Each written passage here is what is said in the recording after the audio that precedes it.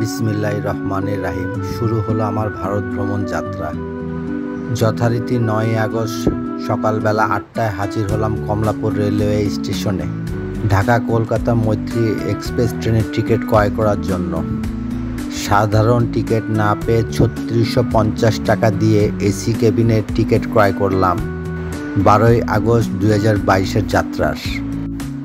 12 August সকালবেলা পৌঁছে গেলাম ক্যান্টনমেন্ট রেলওয়ে স্টেশনে। ইমিগ্রেশনের আনুষ্ঠানিকতা শেষ করে বাংলার সময় 8টা 15-তে সকালবেলা ট্রেন রওনা দিল কলকাতার উদ্দেশ্যে।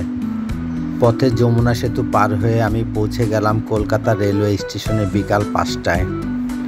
ভারতের রেলওয়ে কিছু দুর্নীতিবাজ কাস্টমস কর্মকর্তা আমার কাছে অবৈধ টাকা ও জিনিস না পেয়ে বকশিশ দাবি করেছিল। যেহেতু আমি কোনো অবৈধ টাকা ও জিনিস বহন করি নাই, তার চ্যালেঞ্জ করার পর তারা আমাকে ছেড়ে দিল। আমি ট্যাক্সি নিয়ে চলে আসলাম মার্কুইস স্ট্রিটে। আগে থেকেই খাজা হাবিব হোটেলে অনলাইনে বুকিং দিয়ে রেখেছিলাম। এটি মদিনা মসজিদের পাশেই অবস্থিত। সকালবেলা ঘুম থেকে উঠে নাস্তা করতে হোটেলে আমার পাড়ার এক ছোট ভাইয়ের সাথে দেখা হয়ে গেল। ব্যক্তিগত কাজে মেট্রোতে করে রওনা দিলাম টালিগঞ্জ ইন্দ্রপুরী স্টুডিওতে। তখন ওখানে মিঠুন চক্রবর্তী সহ অন্যান্য শিল্পীদের শুটিং চলছিল। স্টুডিওর ভিতরে ছবি তোলার বিধিনিষেধ ছিল। কাজ শেষ করে উত্তম কুমার মেট্রো রেলওয়ে স্টেশনে চলে আসলাম। উত্তম কুমার মেট্রো রেল স্টেশনের আগের নাম ছিল টালিগঞ্জ মেট্রো রেলওয়ে স্টেশন। পরবর্তীতে নাম পরিবর্তন করা হয়। এখানে উত্তম কুমারের সম্মানে অনেক ছবি টাঙানো আছে, যা উত্তম কুমারের স্মৃতিকে স্মরণ করিয়ে দেয়। Uttam Kumar metro rail station থেকে চলে আসি গিরিশ পার্ক মেট্রো রেল স্টেশনে। ব্যক্তিগত কিছু কাজ শেষে একটু মিষ্টির স্বাদ নিলাম। এখানে মিষ্টি বিক্রয় হয় পিস হিসেবে। সন্ধ্যায় চলে আসি নিউ মার্কেটের পাশে হোটেল গ্র্যান্ড অবরয়তে। এখানে আমার ডিরেক্টর স্যার পরিবার সহ উঠেছিলেন। মূলত এই হোটেলটি প্রতিষ্ঠিত হয় 1911 সালে। রায় বাহাদুর অবরয় এই হোটেলটি ক্রয় করেন 1938 সালে। এর নাম দেন হোটেল গ্র্যান্ড অবরয়, যা এখন পর্যন্ত চলমান। 1993 সালে আমার ভারত সফরে আমি এই হোটেলে উঠেছিলাম। খুবই পরিষ্কার পরিচ্ছন্ন এই হোটেলটি আজও তার ঐতিহ্য ধরে রেখেছে। এখানে কিছু সময় কাটিয়ে আমরা চলে আসি নিউ মার্কেট এরিয়াতে। এখানে এসে আমরা চিকেন শর্মা ও লাচ্ছি খেলাম। আমি এখন দাঁড়িয়ে আছি কলকাতা চৌরাস্তার মোড়ে।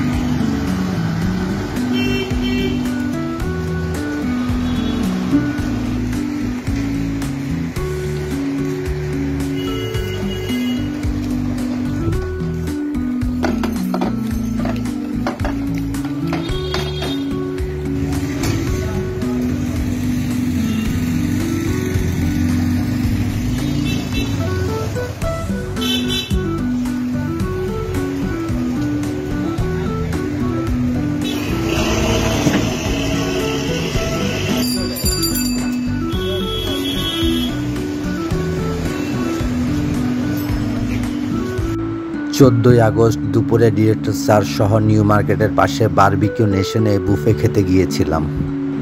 খাবারের মান ভালো ও আইটেম ছিল মোটামুটি আমাদের দেশের মতো। সাথে আইসক্রিম ও বিভিন্ন পদের মিষ্টির স্বাদ যোগ করেছিল ভিন্ন মাত্রা। বিকেলে চলে আসি পার্ক স্ট্রিটের কোয়েস্ট মলের বিপরীতে বিখ্যাত মিষ্টির দোকান মিঠাই মিষ্টি কিনতে। মাগরিবের নামাজের পর উপস্থিত হলাম এমডি স্যারের বাসায় আব্দুল হামিদ লেনে। এটির অবস্থান কলকাতার তালতলা এরিয়াতে।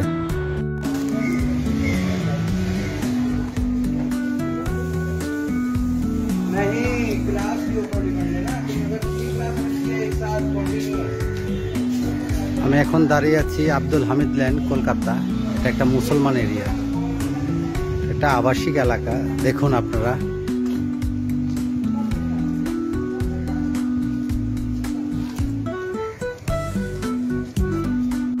এমডি স্যারের বাবার কুলকানিতে ছিল মিলাদ ও দোয়ার আয়োজন। মুসলমান হিন্দু সবার জন্য ছিল আলাদা খাবারের ব্যবস্থা।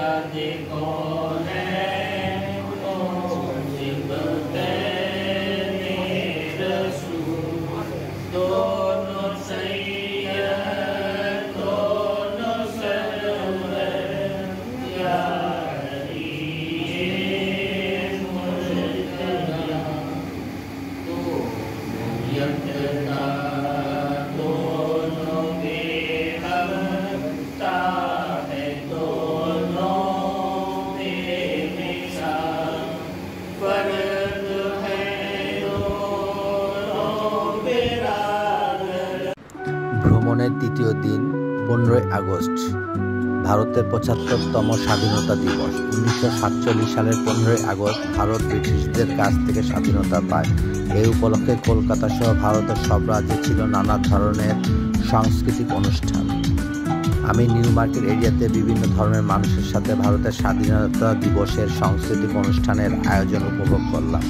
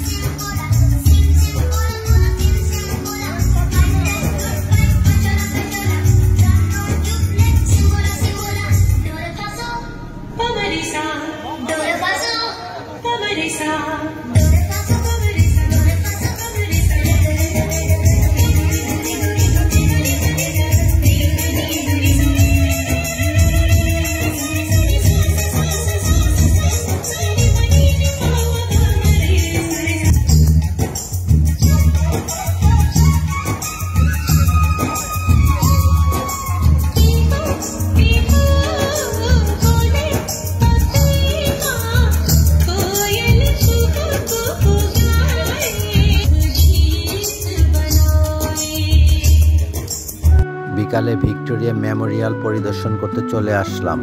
যথারীতি প্রবেশ মূল্য 20 টাকা দিয়ে ভিতরে প্রবেশ করলাম। ছুটির দিন থাকায় মানুষের ভিড় ছিল প্রচুর। ভিক্টোরিয়া মেমোরিয়াল হলো কলকাতার মধ্যাঞ্চলে ময়দানে অবস্থিত একটি বৃহৎ মার্বেল স্মৃতিস্তম্ভ।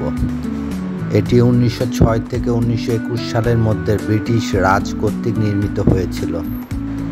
1876 থেকে 1901 সাল পর্যন্ত ভারতের সম্রাজ্ঞী রানী ভিক্টোরিয়ার স্মৃতিতে এটি নির্মাণ করা হয়েছিল। ভিক্টোরিয়া মেমোরিয়ালের আয়তন প্রায় 64 একর। এখানে বাগান, একটি লেক আছে।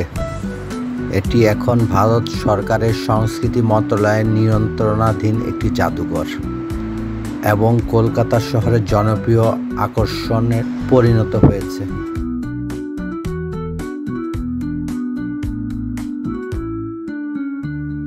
যথারীতি ফটো সেশন করে হেঁটে পার্ক সার্কাস হয়ে ফিরে আসলাম হোটেলে। রাতে নিউ মার্কেটে কিছু কেনাকাটা সেরে নিলাম। আজ 16ই আগস্ট দুপুরের ফ্লাইটে ঢাকা ফিরে আসব। সকালে নিউ মার্কেট ও শ্রীলেদার থেকে প্রয়োজনীয় আরও কিছু কেনাকাটা করে ট্যাক্সি নিয়ে কলকাতা এয়ারপোর্ট চলে আসলাম। ইমিগ্রেশন সম্পন্ন করে আমার প্রাণের বাংলাদেশের রাজধানী ঢাকার উদ্দেশ্যে রওনা দিলাম। আল্লাহ হাফেজ।